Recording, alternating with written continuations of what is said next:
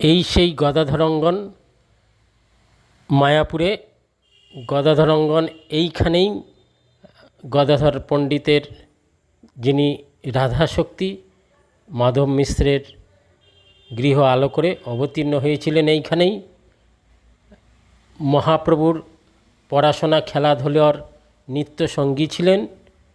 তিনি কুণ্ডলিক বিদ্যানিধির কাছ থেকে মন্ত্রের দীক্ষা নিয়ে মহাপ্রভুর সঙ্গেই তিনি পুরী ধামে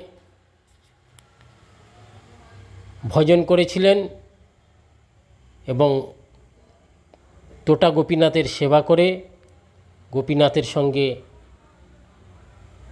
তিনি বিগ্রহের সঙ্গে বিলীন হয়েছিলেন। আজ সেই